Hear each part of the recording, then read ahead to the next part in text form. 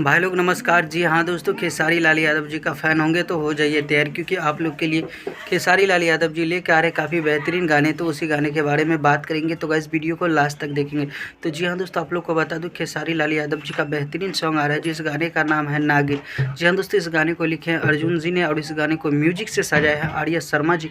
Finally इस गाने को खेसारी लाल यादव और सोनम जी के आवाज़ में आप लोग सुन पाएंगे सारेगामा हम भोजपुरी से। तो दोस्तों बता दूं, ये गाने को जो है टीजर को आउट कर दिया गया है आप लोग के बीच में। टीजर इस गाने को जो है 23 तारीख को सुबह में फुल वीडियो सॉन्ग के साथ आप लोग देखने को मिलेगा।